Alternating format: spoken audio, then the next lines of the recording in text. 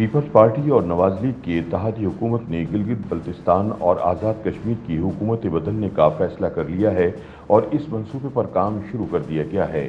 باخبر حکومتی ذرائع نے دعویٰ کیا ہے کہ پہلے مرحلے میں گلگت بلتستان میں تحریک انصاف کے وزیر اعلیٰ کو ہٹانے کا فیصلہ کیا گیا ہے۔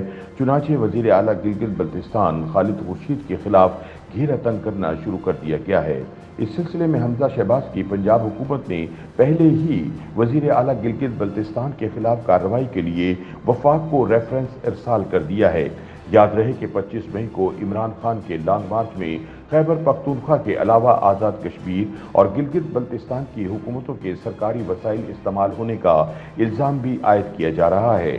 وزیر اعلیٰ گلگت بلتستان خالد خورشید سمیت 50 سے زائد افسران کے خلاف عمران کے لانگ مارچ کے دوران اقدام قتل اور کار سرکار میں مداخلت کا مقدمہ درج ہو چکا ہے، جس پر کارروائی شروع کی جا رہی ہے۔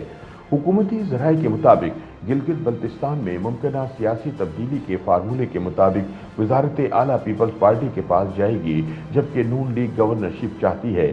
اس سلسلے میں اتحادی جماعتوں کی قیادت میں مشاورت ہو رہی ہے اور توقع ہے کہ جلد ہی گلگت بلتستان میں حکومت سازی کے لیے پیپلز پارٹی اور نون لیگ میں پاور شیئرنگ فارمولہ طے ہو جائے۔ یاد رہے کہ گلگت بلتستان میں اپوزیشن لیڈر کا تعلق اکثریت کی بنیاد پر پیپلز پارٹی سے ہے۔ وزیر اعظم کے مشیر برائے امور کشمیر اور گلگت بلتستان قمر زمان کائرہ کو سیاسی تبدیلی کے لیے ذمہ داری سونپ دی گئی ہے۔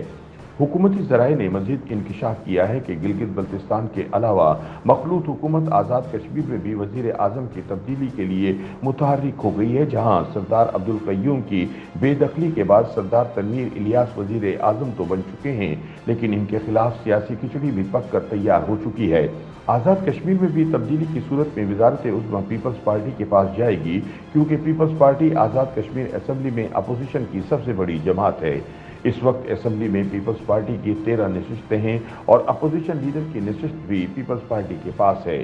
بتایا جا رہا ہے کہ پیپلز پارٹی نے آزاد کشمیر اور گلگت بلتستان میں حکومت سازی کے لیے اتحادی حکومت میں امور کشمیر کی وزارت حاصل کی تھی۔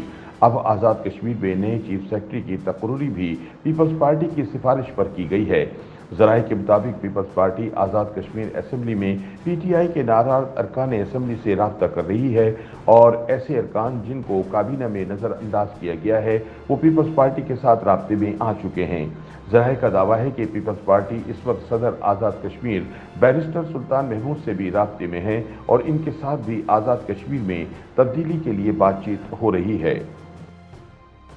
YouTube پر گوگلی نیوز دیکھنے کے لیے youtube.com کی سرچ بار میں googly news T V type کریں۔ گوگلی نیوز کے پیج پر سرخ رنگ کے سبسکرپشن والے بٹن پر کلک کرنا نہ بھولیے۔ YouTube پیج پر اپلوڈ ہونے والی ویڈیوز سے باخبر رہنے کے لیے بیل آئیکن پر کلک کیجیے۔ آپ کو ہر نئی ویڈیو کے بارے میں نوٹیفیکیشن موصول ہو جائے گا۔